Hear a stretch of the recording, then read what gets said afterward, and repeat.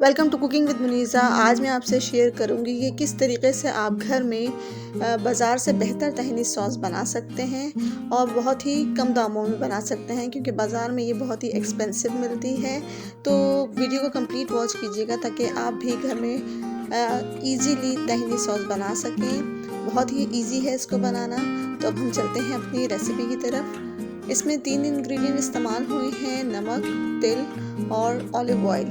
तो मैंने यहाँ पर 1 पाव तिल ले लिया है और अब पैन को मैंने गरम कर लिया है और अब इस पैन के अंदर हम तमाम तिल को डाल देंगे और जितना भी टाइम हम इसको रोस्ट करेंगे उसमें हमारी फ्लेम जो है वो बिल्कुल लो रहेगी।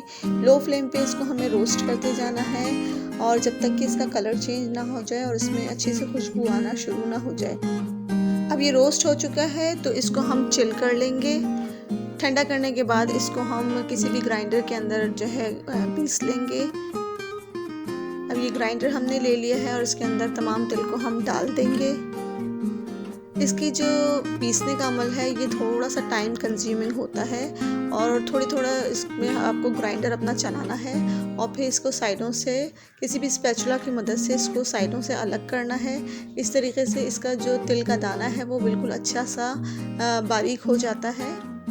अब देखिए इसकी मैंने साइडें अलग कर ली हैं और अलग करने के बाद मैं इसके अंदर ऑलिव ऑयल डाल रही हूँ। इस 1 पाव के तिल के अंदर मैंने तकरीबन हाफ कप से थोड़ा कम ऑलिव ऑयल इस्तेमाल किया है और अब ये देखिएगा थोड़ा थोड़ा करके मैं इसमें ऑलिव ऑयल डाल रही हूँ। थोड़ा सा ऑलिव ऑयल डालेंगे और अब इसके अगेन हम इसको ग्राइंड करेंगे। ग्राइंड करने के बाद अब मैं थोड़ा सा इसके अंदर नमक ऐड कर रही हूँ। अकॉर्डिंग टू योर टेस्ट आप इसके अंदर नमक ऐड करेंगे। अगेन हम इसको ग्राइंड करेंगे और फिर थोड़ा सा इसके अंदर ऑलिव ऑयल ऐड कर रहे हैं और इसी तरीके से आपको जब तक कि ये बिल्कुल बग़ैर दाने के हो जाए आपको पीसते रहना है और इसकी साइडें अलग करते रहेंगे ताकि ये बहुत अच्छा सा ग्राइंड हो जाए। अब ये देखिए इसका ये इस तरह का एक टेक्सचर हासिल हो चुका है, लेकिन अभी भी इसमें दाना देखिएगा बाकी है।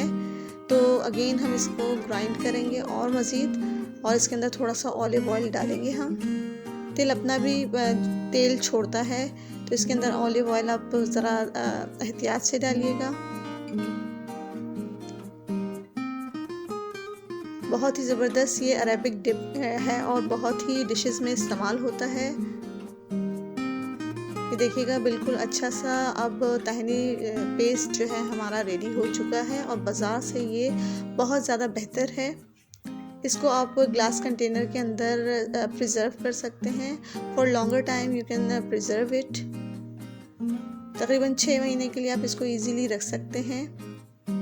ये देखिए ज़बरदस्त से टेक्सचर का बहुत ही थिक सा ताहिनी पेस्ट हमारा रेडी हो चुका है। तो उम्मीद करती हूँ कि आपको ताहिनी पेस्ट की ये रेसिपी पसंद आई होगी। रेसिपी पसंद आई है तो इसे लाइक कीजिएगा। इस ताहिनी पेस्ट के बाद मैं आपसे हुमस की रेसिपी शेयर करूँगी। हुमस की रेसिपी में भी ये ताहिनी पेस्ट इस्तेमाल होता है। Share this recipe with your family and friends. Write your comments. Till next recipe, take care.